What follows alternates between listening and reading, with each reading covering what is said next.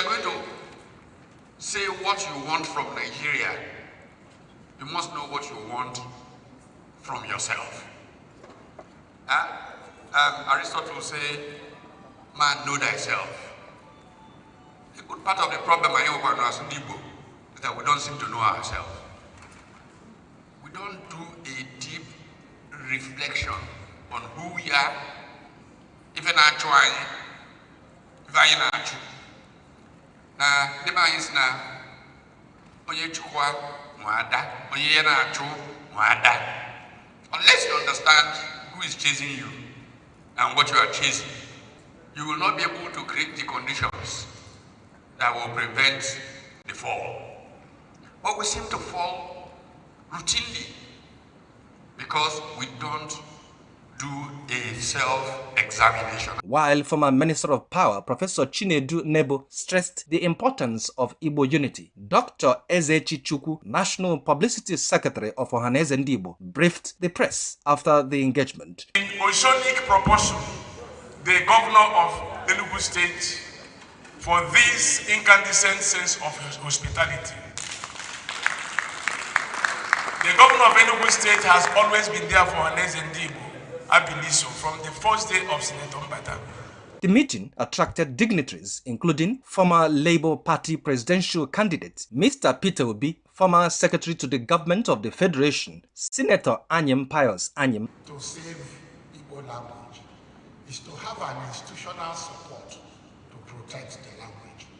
And it was clear to us, and I told them, that no, there is nothing to save many languages in the next 50 years. That many languages will certainly die in the next 50 years. If Latin can die, then you can be sure that any language can die.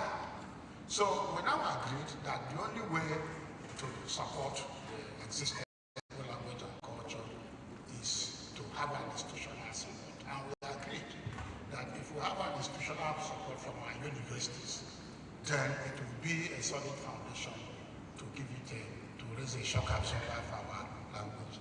And we now agreed I agreed to work with them to do a faculty of African Studies at UNN. I was just telling the president that that faculty is completed. The physical structures are there, and it's a complete faculty, and it's built as Faculty of African Studies. So I want to believe that with what Ohaneze is doing, if Ohaneze links up with UNN, then they can synergize and make sure that we have a foundation to provide, to protect our language and our culture. Mr. President, over to you. And the Obi of Onitsha, Igwe Nnemeka Alfred Achebe.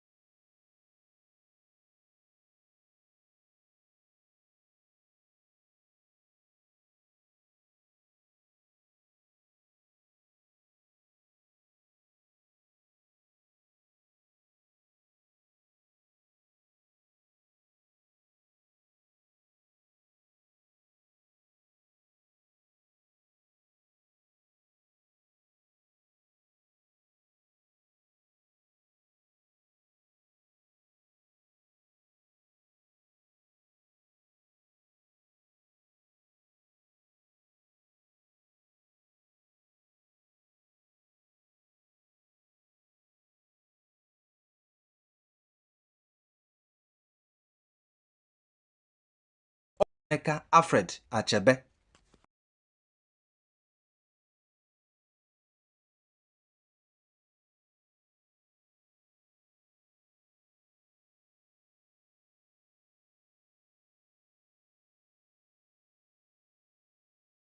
The eagle stands as a majestic symbol of strength, clarity, and vision. Its ability to soar above storms signifies resilience, while its shaped sides represent focus. This is why many nations, including Nigeria, use the eagle as an emblem of nation pride. Eagles do not fear challenges, they embrace them. They fly higher when the winds become strong, rising above obstacles rather than avoiding them. This teaches us that problems are not barriers, but stepping stones for those who dare.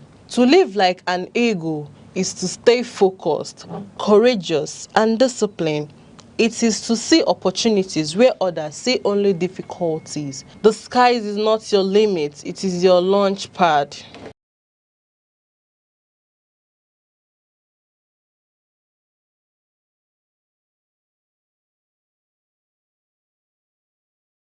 Ebonyi State, the salt of the nation. Located in the heart of southeastern Nigeria, is a story of transformation, resilience, and pride. Created on October 1, 1996, by the administration of General Sani Abacha, the state was carved out from parts of Enugu and Abia states.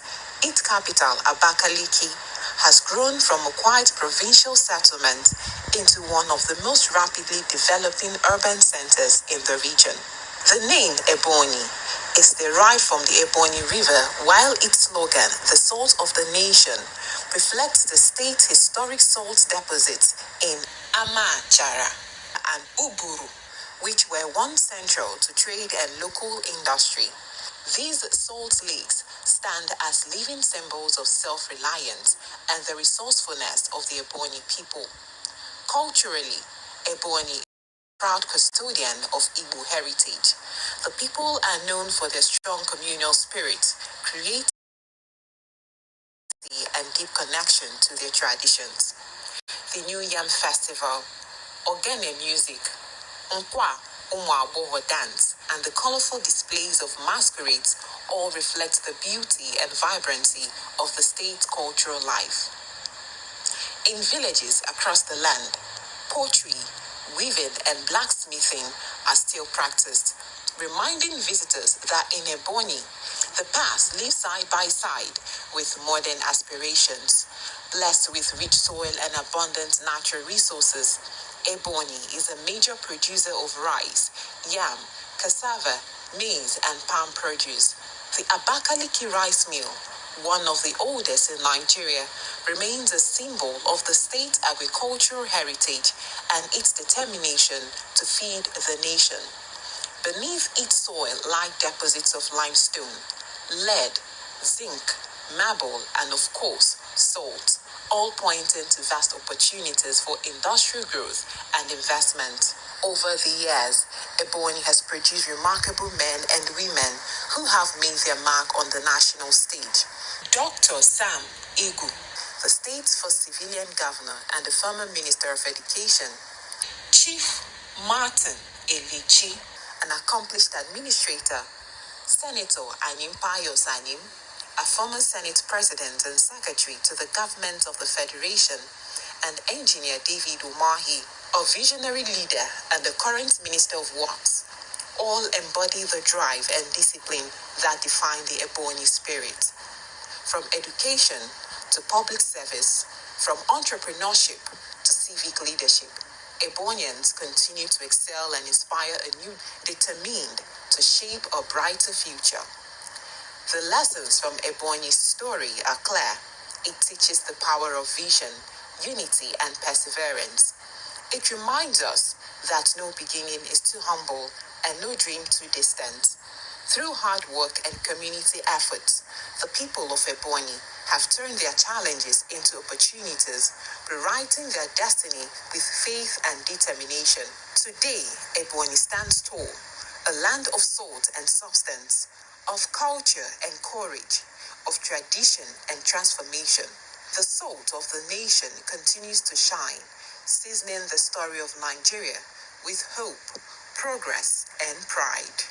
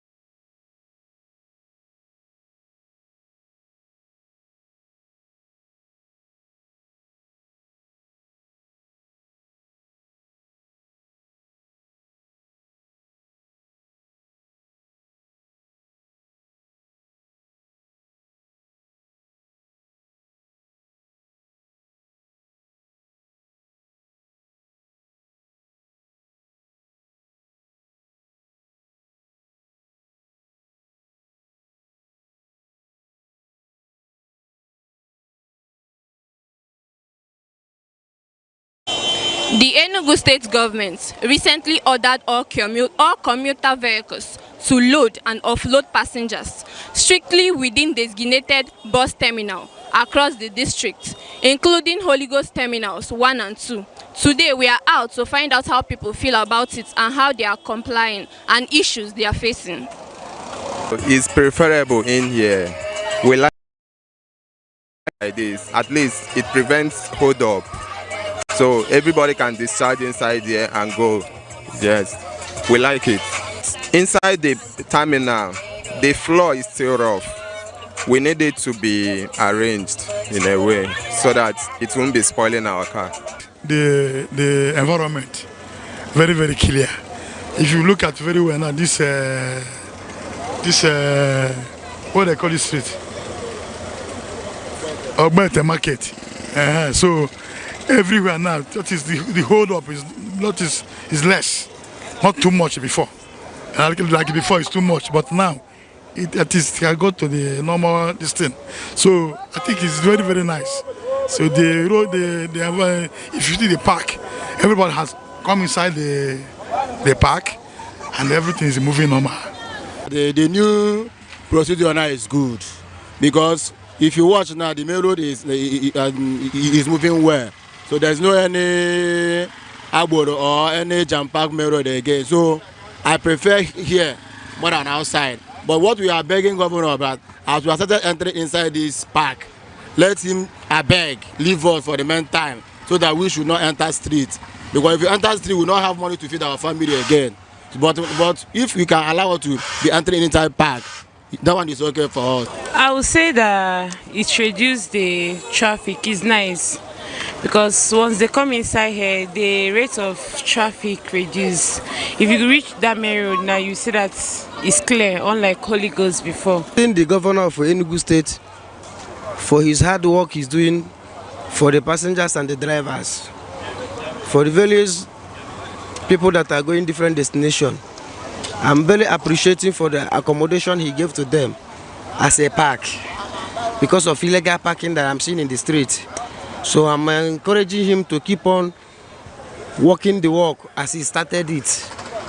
As he started the race, let him finish it with a successful way. By tying the place, there is a lot of dusties. People are inhaling it into their nostrils, and they're causing different sickness like catarrh. And that is why, if you watch some people's mouth, they are covering their nose because of dust. So if you can finish the work by tying the place and give them division of labor, anywhere you are going, you have your own park.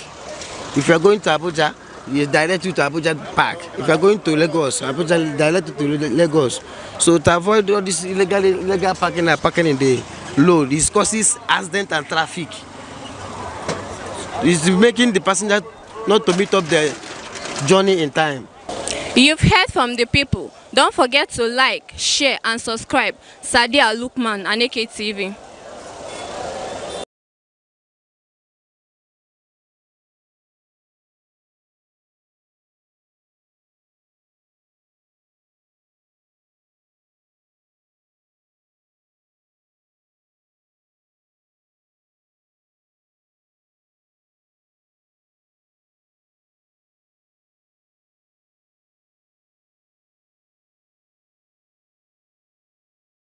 Abia State, nicknamed God's Own State, was created on August 27, 1991, from the old Imo State by the military administration of General Ibrahim Babangida.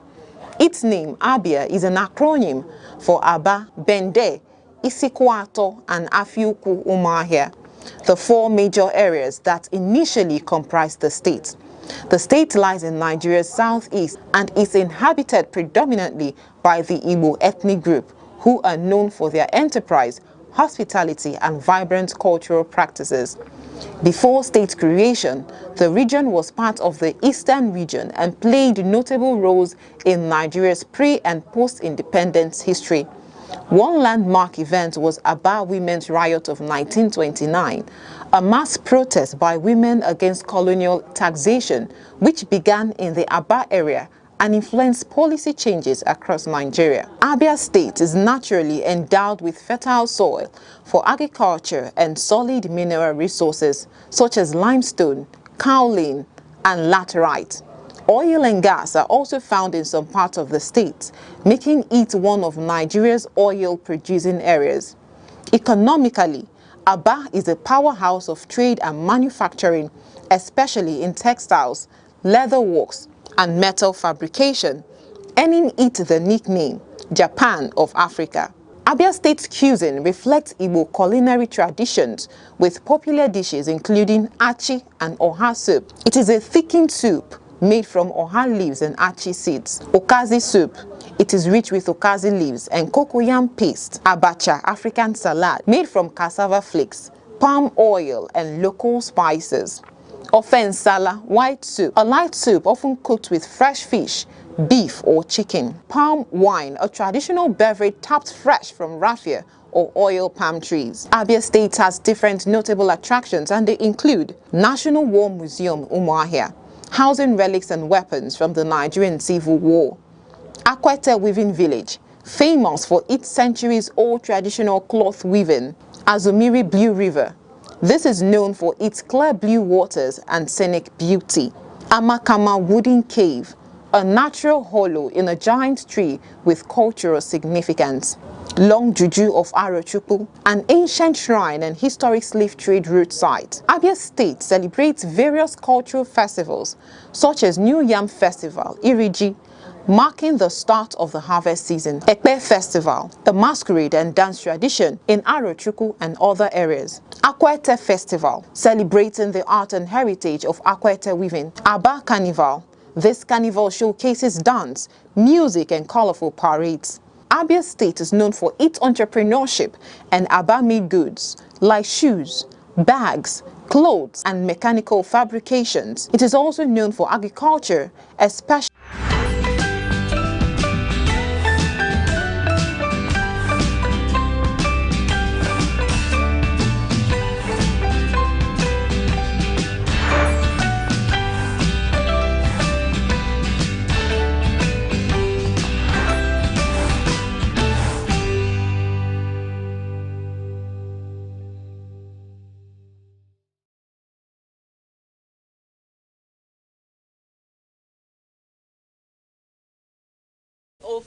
and a beautiful morning to everyone watching, and also compliments of the season.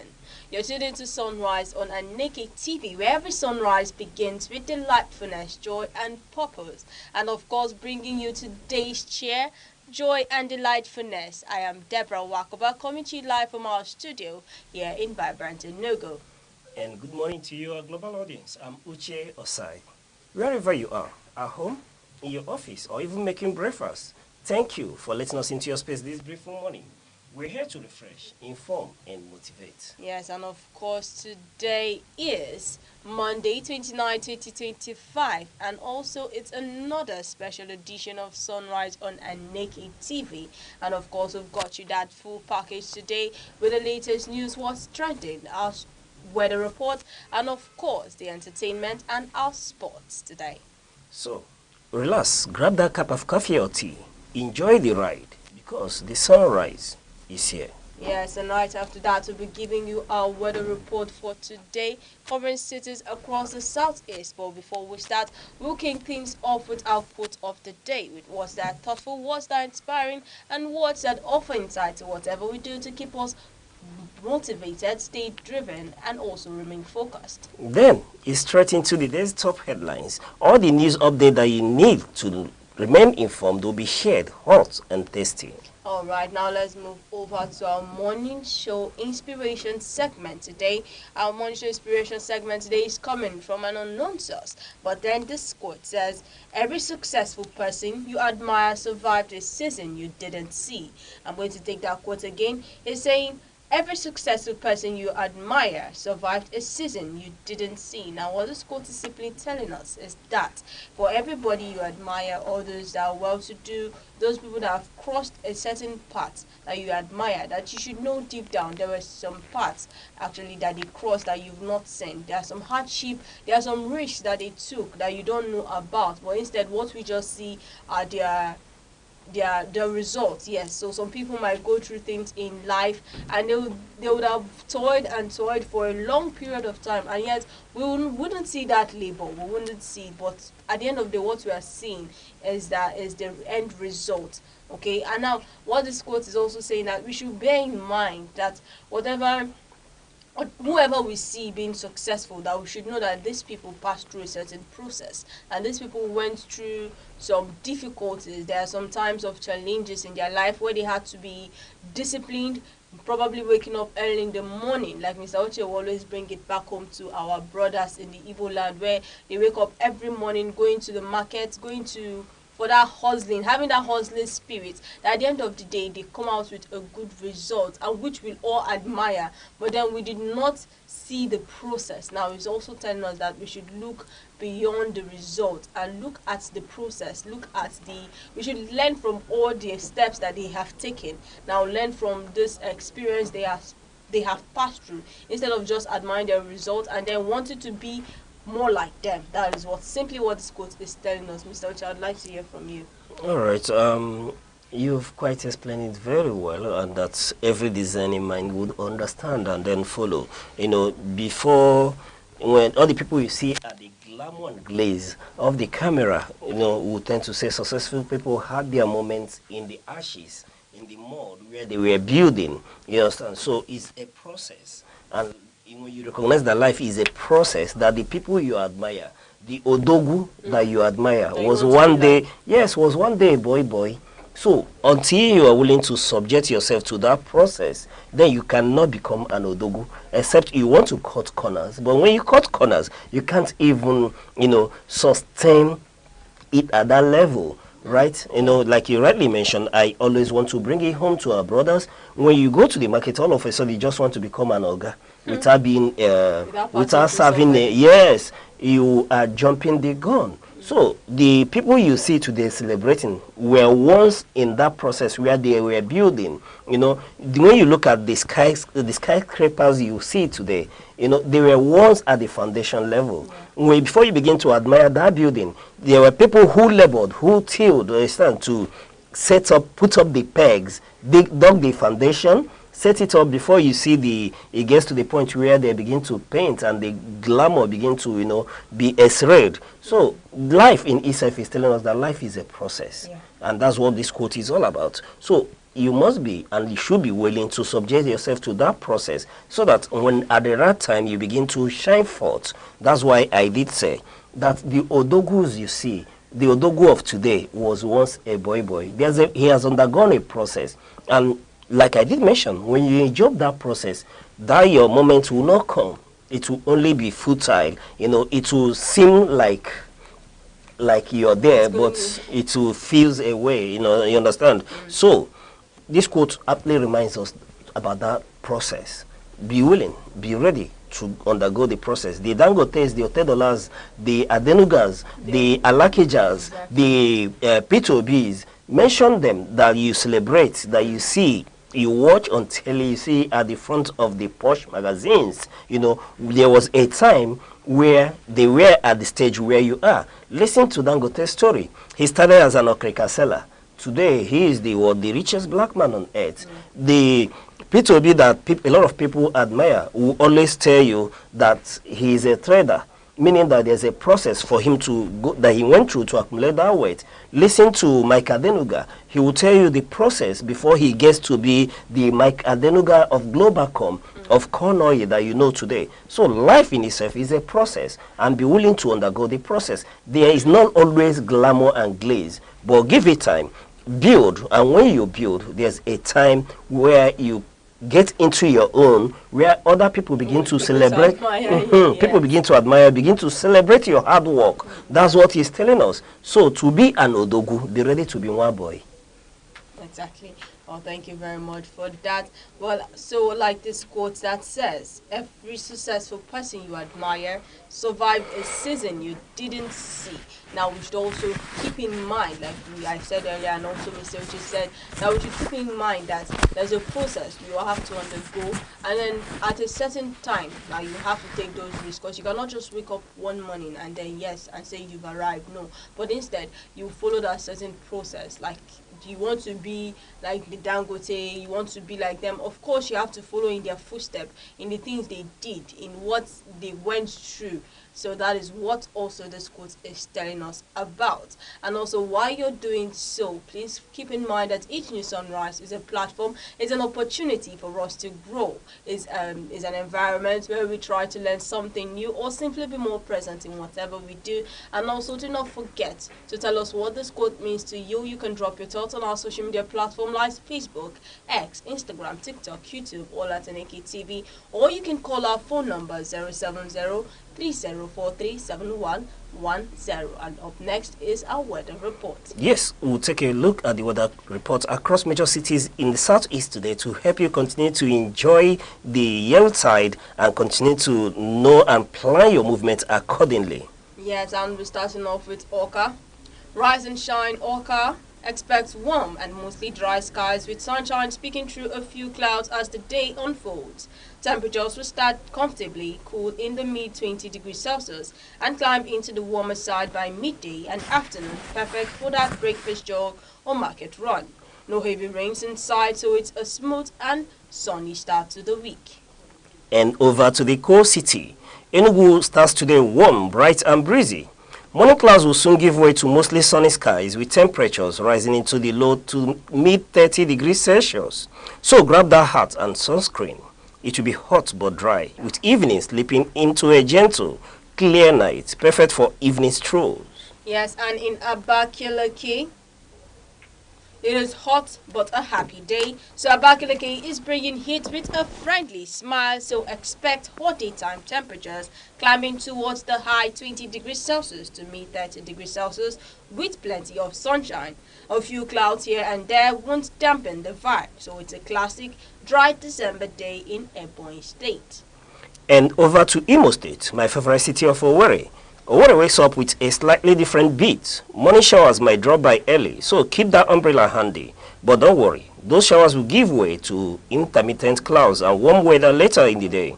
It will still be a great day for errands and meetups. Yes, and lastly in Umuahia. Umuahia is setting the stage for some drama early to mid-morning. Thunderstorms could rumble through, so maybe enjoy breakfast indoors as the day warms up. The sky will slowly calm, letting you catch some sun later on. The storm, warm weather, classic tropical December. So, wherever you are holidaying in Southeast today, stay safe, dress light, and do remember that either rain or shine, we've got you covered. And this is your weather report on Sunrise on here on Aneke TV. We'll go on a short break and we'll return with more updates.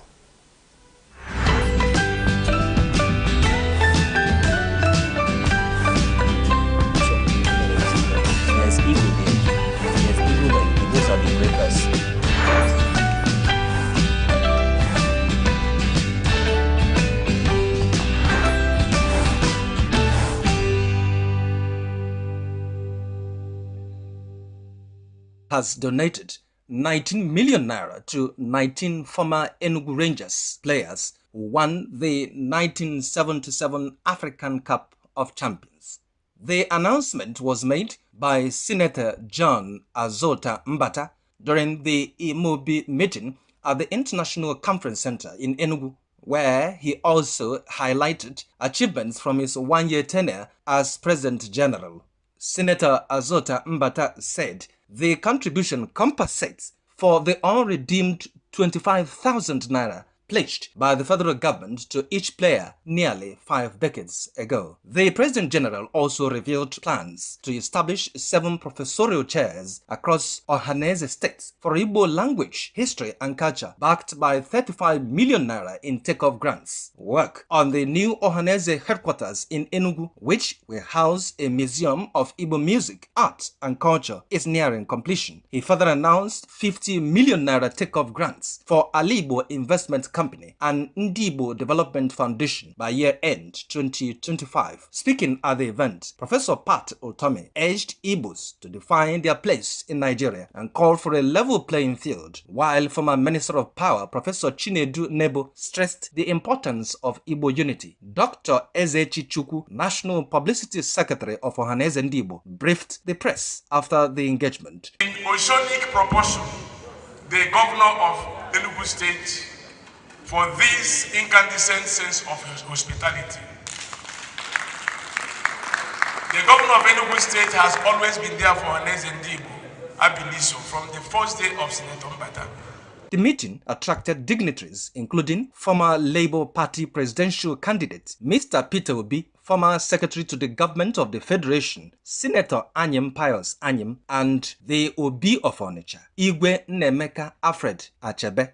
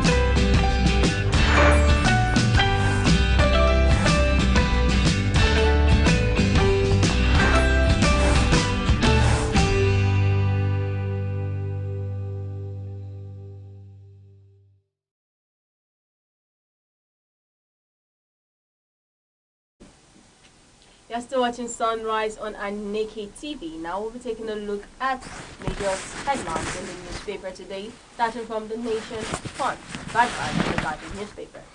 And joining us this morning, as always, is Mr. Res Arum, our in-house analyst, to help us, begin to give in-depth analysis on these news headlines. And with him also is Mr. Good Hope, the sports oracle and Minister or Commissioner for Enjoyment.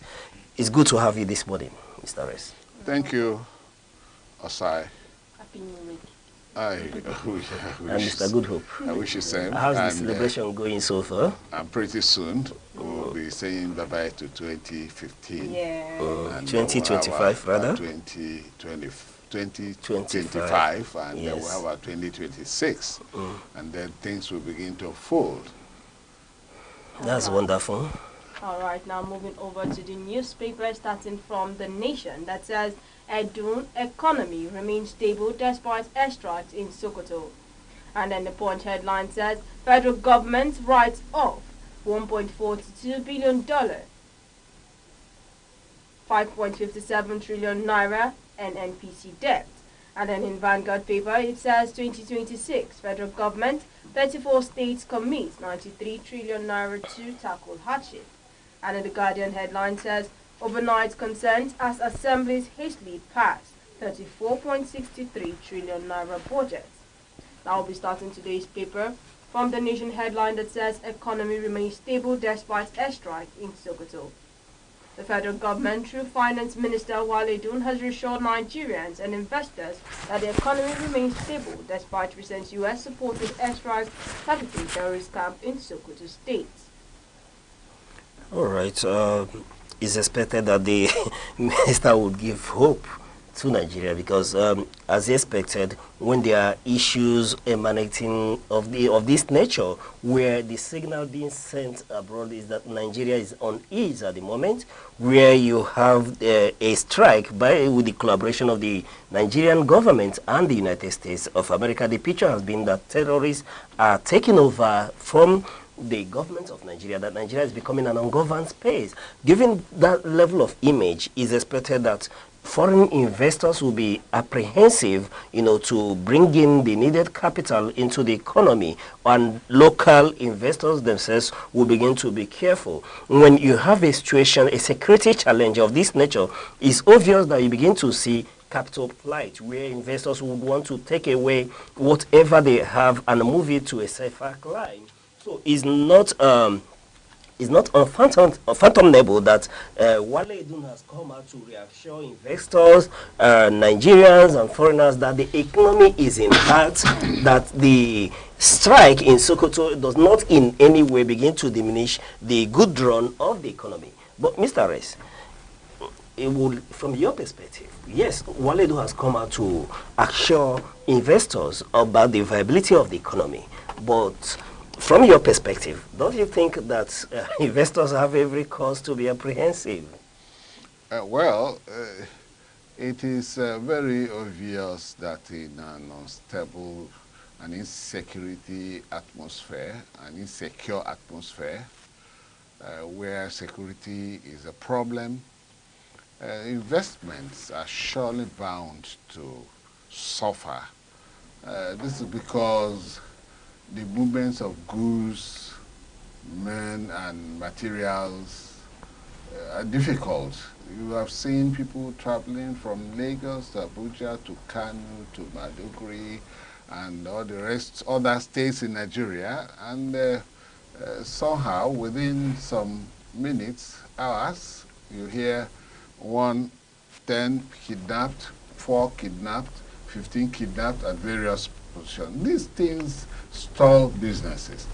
So for even Wale Edun to come and tell us about a stable economy or a good run of the economy, if it is really running good, that is if our economy is running good, because we know that we have inflation at a certain level, it is presently.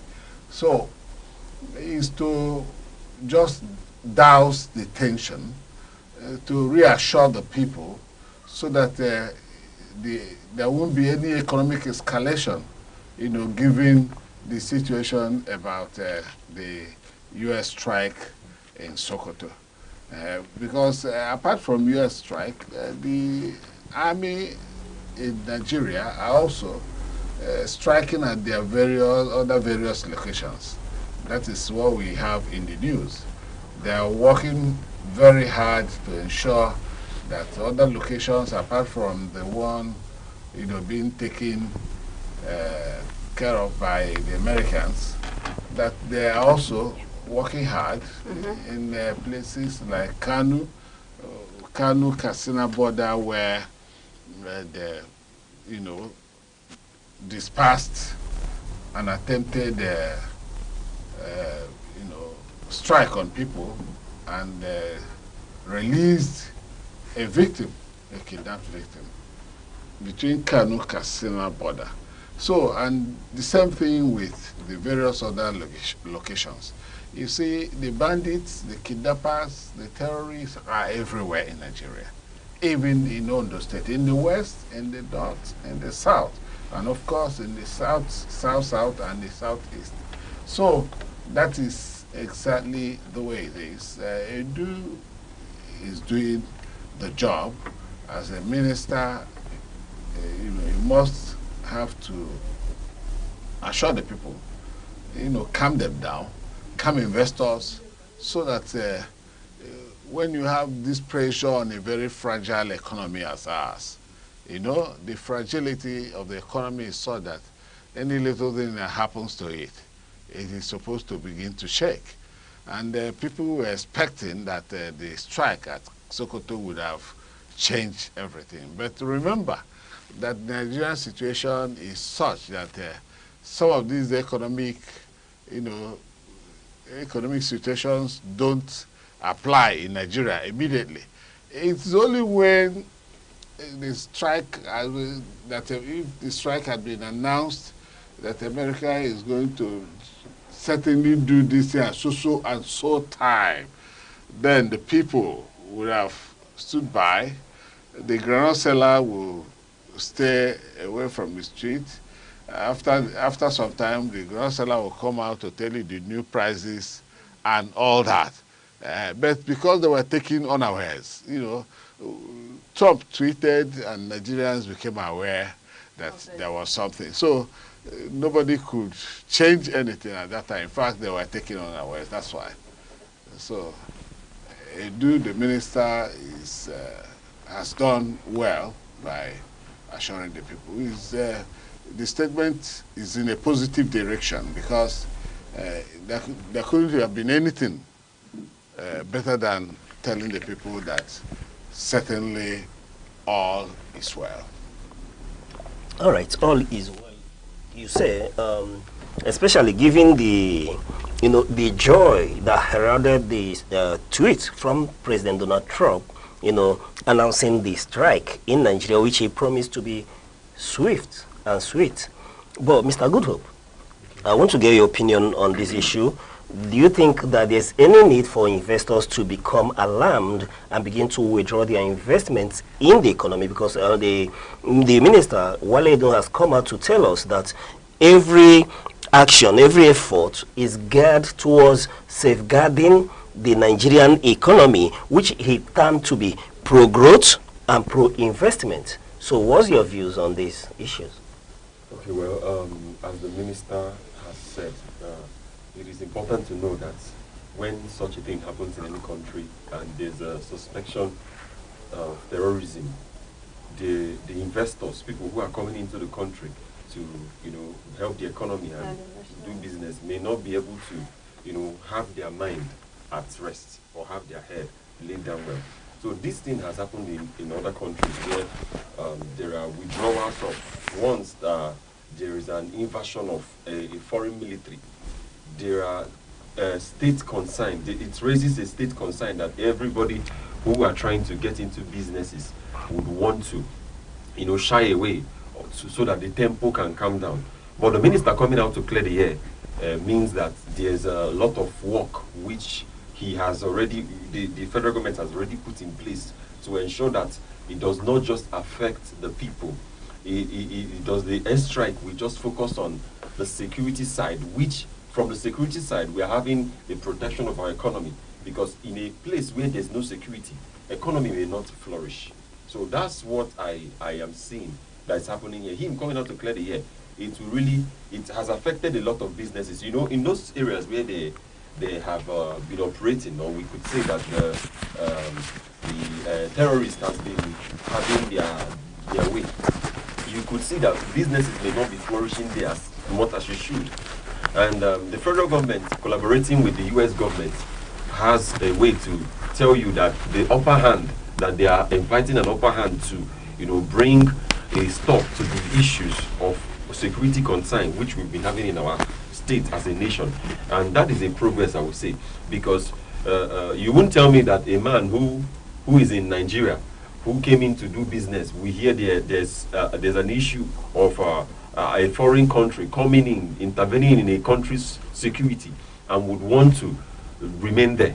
He would want to know, he would want to go and find out, he would want to go and see what's happening, so that his business and the economy will not go down. That's what I... All right, that's quite up. But like Mr. Reyes has quietly observed, the Nigerian economy is very, very dynamic in its nature, that it doesn't show, the indices of every other nation. What happens in other clime and collapses the economies in other clime may happen in Nigeria and trigger the economy to begin to boom. The peculiarity of the Nigerian economy, is continued to be studied by economists. There are other factors to being able to forecast or predict the Nigerian market. But be that as it may, one thing that is obvious by the minister speaking means that there's a particular concern on the economy, given that there's a possibility of investors becoming more apprehensive with their investment, their portfolio in Nigeria. So it's quite encouraging that the minister has come out to reassure everyone that the government is still working on pro-growth and pro-investment as far as the Nigerian economy is concerned. Debbie. All right. Now moving over to our next paper, coming from the Punch headline that says federal government writes off $1.42 billion, 5.57 trillion naira NNPC debt. And also President Bola Tinubu has approved the cancellation of significant legacy debt owed by the Nigerian National Petroleum Company Limited, NNPC Limited, to the Federation account. And the key point here is $1.42 billion and 5.57 trillion naira of previously reported outstanding obligations have been written off after reconciliation of accounts, and this decision clears the bulk of NNPC's legacy debt up to December 31st, 2024, resolving long-standing disputes over past liabilities. All right, Mr. Reyes, I may have to draw you into this very conversation quickly because I, for one, I am, should I say I'm a little bit biased when this issue of federal government writing off this debt by the NNPC. I am quite conflicted in my view. I do not see myself as being able to have a balanced opinion as to why the federal government will write off this debt, because I, for one, over a period of time, am of the school of thought that the Nigerian government should openly probe the activities of the NNPC, especially with regards with our moribund refineries. And here talking about the, cancelling the debt. These are money owed the Federation, which is part of the contention that we did talk about sometime, where the federal government and the state government are,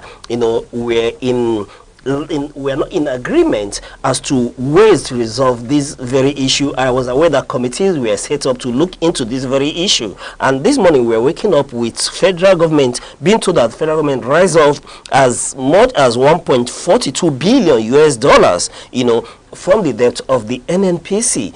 I, for one, I may, beg to differ that the Nigerian populace need to know why and how the NNPC got to owe the nation to the tune of this amount, and why beyond this very write-off there is need for probe, by the government. There is need to probe how this whole issue got to this level, not just that for the population, the Nigerian citizens, to be aware of what is happening, because what is at stake here is that this is our common patrimony. When you talk about the NNPC, though being now NNPC Limited, but the Nigerian government still has stake in it, because when you look at how Dangote Refinery is thriving and beginning to define the petroleum sector, for example, is expected, had it been that the 4 refineries that we have is functioning at its optimal best, that the NNPC should be able to not just compete with the Dangote Refinery, but be able to set the standard and the benchmark as far as the oil sector is concerned. Mr. Reyes, I don't know if I am, exhibiting my fears and speaking from a more biased view. Please help us here. Well, that is exactly what they say. Well, when a judge steps into the arena of the court, what happens? We call him a loquacious judge. Don't bring in your bias into, because you're keeping the gate for us. So allow us to do justice to the analysis from a very dispassionate perspective. As I see NNPC as an organization that has not fared well over the years. And then the $1.42 billion is as a result of monies not remitted to the Federation account, which means the money is owned by the federal government and all the federating units. So I'm still wondering why the federal government will have to write it off. I don't know exactly how. If it was written off in agreement with the federating states, who are part owners of the so-called money not remitted to the Federation account. So I expect that the states and the federal government should be in alliance in the case of writing off. Or they will bank on an existing economic law which will give them the right to write off. Well, at a time, the NNPC, there was this investigation, and it was found out that the NNPC has not remitted about, it was over that, but after many reconciliations and all that, they were able to arrive at 5.5 trillion naira. And we had expected the NNPC to pay back this money. But I do not know. It's like the money is no longer existing. It's like the money has flown, has developed wings and flown away, or possibly a python may have come into where the monies were kept and swallow them. So the federal government writing it off, I view it with a form of skepticism, and so also will several Nigerians, many Nigerians view it. They certainly would want explanation as to how they came about the reconciliation that resulted in the writing off of that NNPC debt. But primarily, I believe that that money is not only owned by the federal government. I believe that if federal government is writing it off, it means such amount of money will be slashed away from the federation account. That's all. The ones, what they get from the federation account, is slash it away from it, and then give to the federating units, being the states and the local governments. All right, that's quite apt. Debbie, let's move on to the next. Okay, now to the Vanguard paper that says 2026 federal government, 34 states commit 93 trillion naira to tackle hardship. According to Vanguard's reporting on the front pages, the federal government and the 34 state governments have pledged a combined total to about 93 trillion naira in commitments aimed at addressing economic hardship and social needs as Nigeria enters 2026. The broad commitment appears to relate to the overall 2026 budget framework and policy priorities focused on cushioning everyday economic pressures on citizens, supporting revenue mobilization plans, sustaining public spending on key sectors as part of national and subnational fiscal planning. All right. Looking at this headline, Mr. Reyes, the bottom line for me here is the intent to tackle hardship in Nigeria. Let's get your view on this before I... What are the details? The details What are the details? What do they intend to do? How do they plan to do it? We have had the national planning in Nigeria. We have had all these laws and all these plans and policies, and those ones are not yielding any fruit, and you're talking about a new lump sum from the federating states, about 34 of them, maybe about 3 states or 2 states with Abuja, or 3 states have refused to be part of the project. You want to pool that fund, have a fund pool of 93 trillion. What do you intend to do with it? How do you cushion the effect? Are you running another subsidy regime? We know about the subsidy regime. We know about removal of fuel subsidy. We had thought that by now that many things would have happened as a result of the huge sums of money being saved from the fuel subsidy removal, because we expect that these huge sums of money will reflect in the everyday activity of Nigerians in terms of cushioning the effect of hardship. That's exactly why the subsidy was removed. And now they are pulling for it again to, a new form of subsidy regime. What are they going to use it for? Are they going to use it to cushion the effect of the high price of fuel? Are they going to use it to cushion the effect of the prices of domestic goods or imported goods? Which one?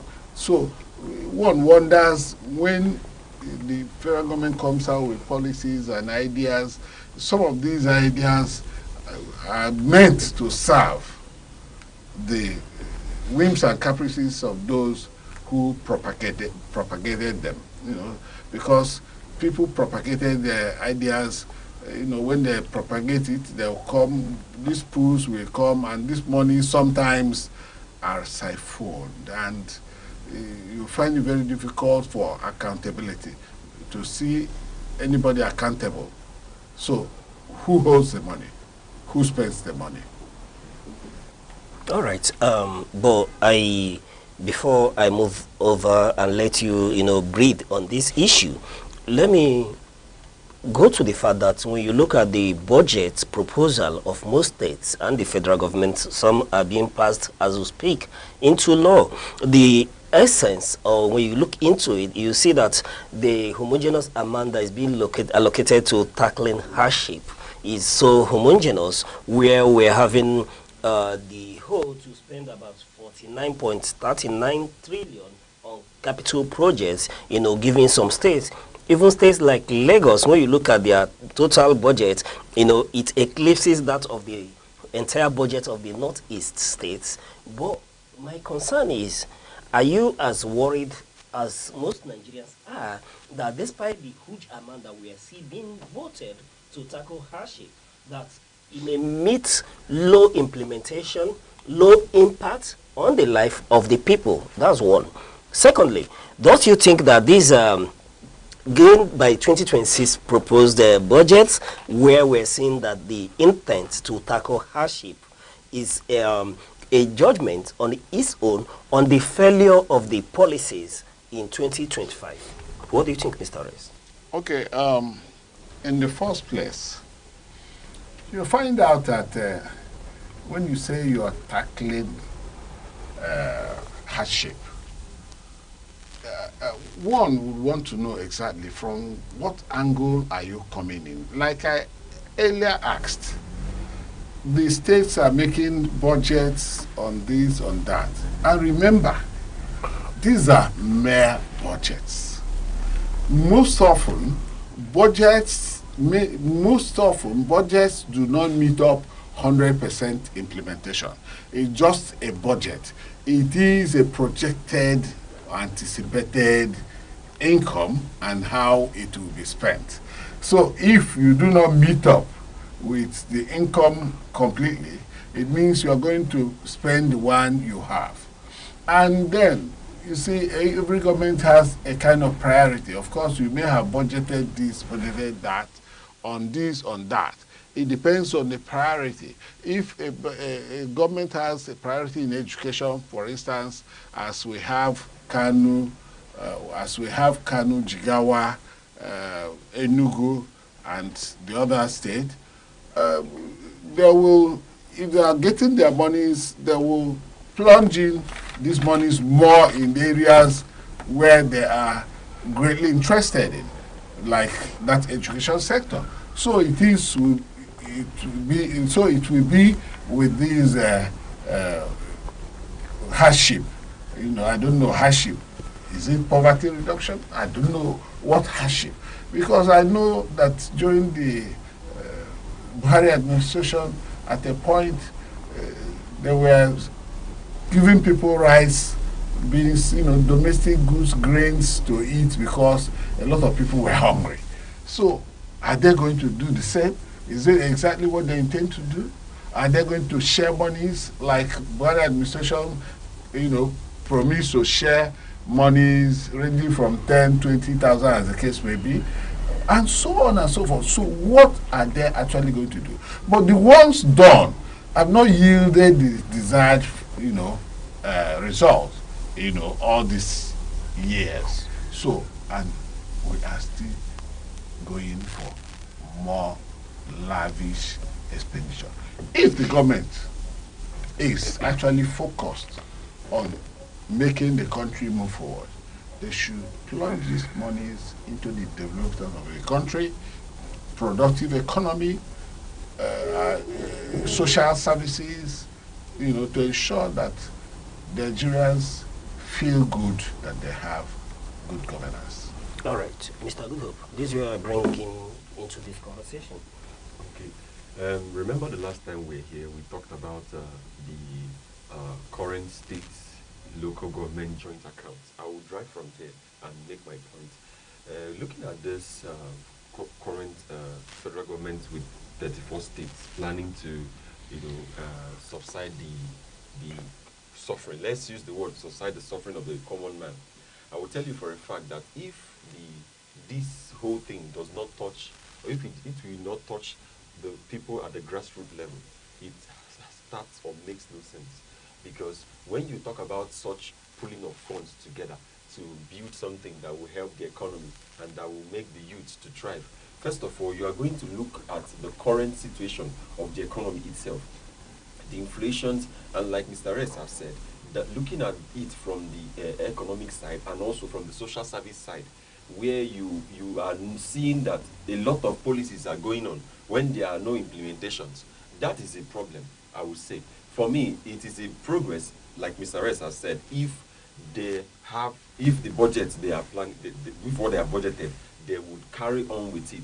Because like the government of the world, many people will make a budget, it could exceed, it could go below, it could be the target or whatever. But what we are trying to advocate from this end, personally, I would tell you that it's not just them sharing the money or doing anything they could do to the common, it's for them to better the lives of Nigerians through the social services, through the things that we can relate to daily, through through electricity bills, economic development. We have fuel subsidy was removed, and we have had a lot of things around that, which we're thinking things would be easier. But right now, we are looking at them pulling funds together to, at the end of the day, it could be siphoned. At the end of the day, whatever could happen will happen. But all we are saying is that let the federal government and these states bring down this to the grassroots level. It's going to make sense. All right. That's quite apt. Coming to the Punch headline, where we are told that FG rise of 1.42 billion US dollars, amounting to 5.5 trillion NNPC debt. While yes, the federal government has acts within its prerogative as with the federating unit as the head on the leadership of Nigeria, but we call on the federal government that in as much as, yes, they mean well for the country, they should see to it that there are effective mechanism to see that such debt does not rise to this high magnitude in future, and find a way to reform or refine NNPC to be more proactive and efficient in its required constitutional services to the nation. Having said that, we'll move over to the Nation headline, where Edun economy remains stable despite a strike in Sokoto. Yes, is quite reassuring that the federal government has moved in to assure every investor in Nigeria and future investors that every action is geared towards maintaining the growth of the economy and pro-investor approach to issues, that the strike in no way will derail the plans of the government for the growth of the economy, and that is for us is quite encouraging. And then moving to the Vanguard news headline, where we were told that 2026 FG 34 states commit 93 trillion naira to tackle hardship. Like our in-house analysts have observed, the intent is very good, but beyond the intent and budgeting, we should see to the implementation of these very policies, that the budget implementation is such that it trickles down to the grassroots. Over time, it's said that Nigeria is not bereft of good policies, but the challenge is that of implementation. But moving away from that, we should see to it that these good policies are well implemented, and that it begins to uplift people from poverty and elevates their social status moving forward. Let's take this not just as an indictment, but as a proof that what we've done in 2025 is not enough, but we hope that 2026 will be better for the common man in Nigeria.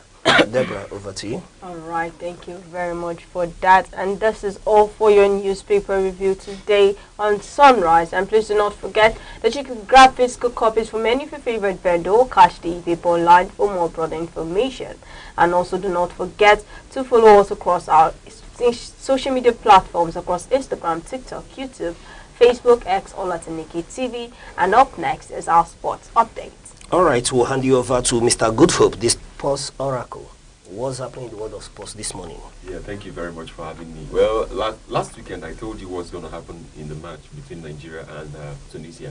Mr. Rest can confirm that the Sports Oracle is really doing what the Oracle does. And we were talking about it earlier. You will see that Nigeria won Tunisia by 3-2. But that match was controversial in a way. Mr. Rest wants to say something. Oh, no, it was explosive too. The Nigerians played well earlier, but during the last lap of that match, the Tunisians woke from slumber. Okay. And they were scattering the defense of the Nigerians. And that was when they scored 2 goals, 2 successive goals. Yes. It was 70 minutes, it was 3-0. Okay. So something minutes it was still 3-0 until after those time they now scored 2 successive goals. In fact, I was wondering that they didn't equalize and even make Nigeria to lose that match. Well, looking for what happened in but that match. Your prediction. Can we just agree slim that victory. The Oracle is working? Yes. When it goes well, the Oracle works well. So kudos to your prediction. Going to be a slim victory. Okay. And we had a slim victory. But there were multiple goals. Did he predict multiple goals in yes, that? He predicted so he was accurate. He predicted 2-2 or end time 1 goal after. Okay. And he ended in 3-2. Exactly. Yeah. Kudos. So I hope that when the tide turns against your predictions, you will come in, beaming with smiles and all that. He's going to be sober. All right. If it so happens. For now, the Oracle is the Oracle. Okay. Yeah, for now, I'm the Oracle. Well, moving on from that, over the weekend we saw the matches. But I want to really focus on Nigeria because this is our country and this is our land. Okay. What happened in the match? The defense was good. Just our goalkeeper was not so good almost at the end, like we have analyzed. Now, something that I would say that made a lot of sense in that Super Eagles game was that the pressure that came almost at the end of the game comes with the confidence that these guys are already winning. So they would relax, they would just calm down and be playing their game until the end of the day. What will now happen is that they will now be like, okay, let me just relax. Then Tunisians will say, why don't we fire these people now they have relaxed? And that was almost the time that they equalized the whole match. Because Nigeria was leading 3-0 at first. And then the goals now started coming in, they came in. And that was just what we could see so far. Then in other matches of what happened over the weekend, Cameroon and Cote d'Ivoire, the star match of the week, they played the 0-0 game yesterday, while Manchester United Ahmad scored the goal before it was equalized by an own goal. You can see the 2 Manchester United wingers linked up at the AFCON, and it was nice. It was great to have them. Ahmad became man of the match yesterday, giving him 2 consecutive man of the match award for the games they have been having in AFCON, and that makes a lot of sense for him and for the country. I would say that a lot will come from Ahmad and a lot will come from all these people. When we go into sports updates, in our sports wrap today, I will give you I will dissect everything and give you the update as it should be. Yes. All right, and without wasting much time, what's happening in the entertainment world? Okay, entertainment world over the week. Now you switch from the shrine to Commissioner of Enjoyment. All right, in the entertainment world, actress Doris Ogala, and it's still the whole thing that has been going on about the man of God, Pastor Chris Okafor. He came out to apologize and to clear the air just yesterday, where he said it's not as he was just trying to apologize. And from the reactions of people, they say what has happened, and there has been rumors going on around all these things. And when you tell a lady, when you give a lady his word, according to the rumors and other things, when you give a lady his word, everybody's blaming him and being on his head. And the other rumors are about him being having his wedding being officiated by a particular man of God and all those things. So I could say that that's just what is happening in the entertainment industry, and I don't know what you think about that. I would rather go to Mr. Rez first of all. Well, for the sake of those who are just joining the conversation for the first time, you would be quite aware that it's not everybody that is as informed or up to date on the happenings. You please give us more flesh. What happened? He promised a lady marriage, and okay, from the whole thing, he promised the lady, not allegedly promised the lady marriage, from what the lady has been saying. Not just that, allegedly the lady has accused him of ripping her of finances, being her bestie and all those things, being so close to somebody, and a lot of accusations around what the lady has taken. So what has he come out to apologize for? Has he owned up to those alleged allegations? He just apologized. He just apologized for what? He tried to clear the air because he was trying. He didn't apologize. He was clearing the air. Pastor Chris apologized before even his congregation. He apologized to Doris and apologized to every other person he may have hurt. Yes. In the course of whatever thing he has done in this life. It's a generalization of apology. So he made a general apology, he knelt down. So even Doris said no, that she only needed that apology. And that's all. And accepted the apology, and it was Doris has accepted the apology. Of course she did. So the one thing that is obvious here is that it is not allegedly that whatever Doris has alleged, the pastor has owned up, I bet genetically, that he may have offended not just the lady in question, but many others, his congregation and the rest. Well, be that as it may, there's nothing as good as owning up to your errors and coming out publicly to apologize. But let's go a little bit forward. Mr. Rez, let me get your opinion on issues like that where young men like Good Hope would propose in the good going days to a lady and then absconds or goes to profess love to another woman. No, sometimes proposals are made, but in the course of the courtship, certain things could happen that will turn off the feelings of the person proposing. And if the feeling of such person is turned off, he will lose interest. And if he loses interest, the tendency of dumping comes to play. Then there are situations where the person proposed to begin to do things the wrong way. And the man sees, oh, there's something at the background of this person that we might not be able to stay together for life. And then the man will abscond. So, you see, this period of courtship, people should not be in a hurry to propose. All right, Mr. Rez. Mr. Rez, just hold it there. Just hold it there. I'm sorry to cut you short at the moment. I'm getting signals from my directors as to time. But to our audience, be prepared. This will be a subject of conversation and discussion tomorrow during the sunrise tomorrow morning. It will be very heated. You will see no host bad. We will bring it from different perspective, different angle, the Christian perspective, the non-Christian perspective, from the social angle, why a man would abandon a lady he has professed love to and proposed to go marry another woman. Be ready for tomorrow.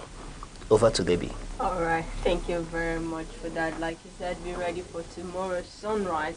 And also, do not forget to follow us across our social media platforms, across Facebook, TikTok, X, YouTube, all at Aneke TV. Or you can call our phone number 070-3043-7110. And it's a wrap on today's edition of Sunrise on Aneke TV. I am Deborah Wakaba. And Mr. Goodhope, thank you for joining us, and always thank you for your accurate predictions from your shrine. And Mr. Rez Arum, thank you for those in-depth analysis. It's always a pleasure having you, but I invite you to be ready and prepared for tomorrow's conversation on failures of upholding the proposals, marriage proposals. Yes, and and I still remain Uche Osai. Remember, you're not here to be